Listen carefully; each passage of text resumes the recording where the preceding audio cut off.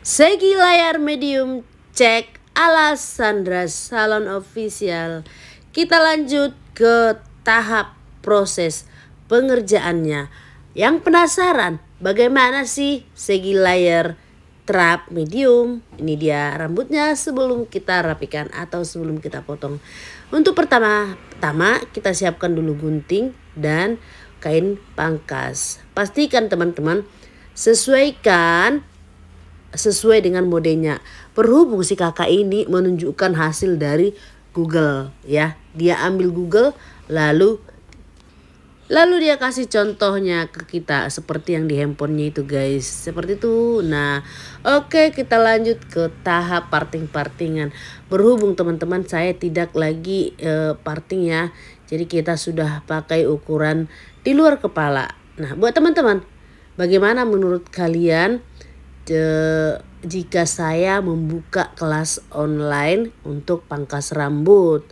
Kalau kalian mau, silahkan kalian klik di link bio di deskripsi. Oke teman-teman, nah di sini kita kembali sisir dulu, kita rapikan dulu, kita perhatikan dulu bagaimana sih rambutnya itu jika dipotong layer atau dibentuk segi layar medium, apakah kembang atau tidak. Jadi itu harus kita pahami ya teman-teman. Sebelum kita rapikan, kita pastikan dulu kita hanya buang ujungnya aja. Di sini saya menggunakan gunting sila teman-teman, dan saya potongnya itu rata ya, jadi tidak ada segi-seginya, tapi saat potong rambut itu dia rata, maksudnya pengguntingannya seperti itu. Untuk ukuran rambut paling bawah saya tidak ambil banyak ya teman-teman. Jadi saya fokus ambil rambut bagian luarnya saja. Hanya kita potong di bagian yang dia minta. Jadi kita harus ingat ya, sesuai yang dia minta itu sampai mana. Harus kita ingat, jangan sampai diminta sebahu kita buat di atas bahu ya. Itu penting diperhatikan. Apalagi buat teman-teman para pemula, ketika pangkas rambut yang seperti ini, kelihatannya dia kembang gitu ya. Nah nanti begitu diperapikan malah kok jadi makin kembang seperti itu. Tidak, pastikan ketika kita merapikan rambut, usahakan supaya rambut tidak lebih parah dari yang dia datang. Ada nggak kalian itu ketika pangkas rambut customer, begitu sebelum dipotong dia nggak cantik banget, tapi setelah udah dipotong dia makin jelek. Pernah nggak kalian ketemu seperti itu? Berarti kalau kalian pernah seperti itu, berarti kalian belum menemukan feeling. Jadi kita itu harus kuat ya dalam hal berfeelingan. Untuk merapikan rambut itu pastikan jangan sampai melewati batas ya, seperti permintaannya ya. Jangan sampai, utamakan menyenangkan hati pelanggan ya. Awalnya dia mungkin merasa ragu dengan kita, tapi kita pastikan kalau hasil karya kita itu bisa bagus dan lebih bagus dari yang dia bayangkan. Nah mungkin ada teman-teman yang penasaran, gimana sih Kak Sandra ini potong rambut? Sepertinya kayak asal-asal gitu. Karena banyak yang bilang potong rambut itu kayak asal dibuat seperti itu ya. Enggak teman-teman, ada kodenya, ada kuncinya. Hanya saja kita sudah menghafal gitu ya. Kita sudah hafal kode-kodenya, kunci-kuncinya gitu, dasar-dasarnya. Nah semua pekerjaan itu kan punya dasar, punya kunci. Jadi harus punya. Ketika kita bekerja, kita tidak akan kewalahan lagi. Bagaimana caranya pangkas rambut, seperti itu teman-teman.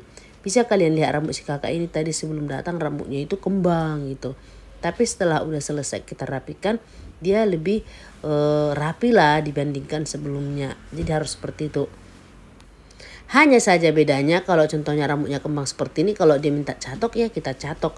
Kalau tidak ya sudah gitu. Jadi tergantung permintaan si customer. Tapi kalau menurut teman-teman hasilnya jauh lebih bagus, boleh juga kalian catok ke dalam seperti itu ya. Nggak usah pelit-pelit, biar hasil karya kita bagus seperti itu. Nah ini dia teman-teman rambutnya. Jadi kita hanya fokus ngambil bagian luar, ngambil rambut yang panjang-panjangnya aja. Jadi sisanya itu diratakan aja ya teman-teman. Nah thank you teman-teman semuanya udah gabung di Sandra Salon Official. Jangan lupa kalian subscribe ya. Kalau kalian memang merasa video bermanfaat, janganlah pelit-pelit kalian subscribe aku gitu. Karena aku lihat tayanganku itu adalah dalam satu video itu ada dia 100 100.000 tayangan di video aku perbaikan smoothing rambut. Tapi kenapalah subscribe-nya itu hanya sekitar 8 ribuan. Bukan berarti saya ngemis subscribe, tapi alangkah baiknya di subscribe dong ya kan. Apalagi kalau teman-teman itu sudah bermanfaat ilmunya.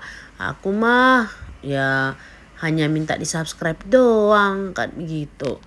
Nah ini dia hasilnya setelah udah kita lihat, kita ambil bagian luar-luarnya saja. Seperti itulah teknik saya pangkas rambut.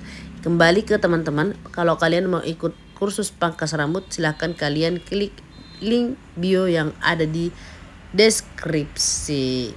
Terima kasih buat kalian semuanya. Jadi kita style dulu, kita catok dulu ke dalam. Nah ini dia hasilnya teman-teman ya.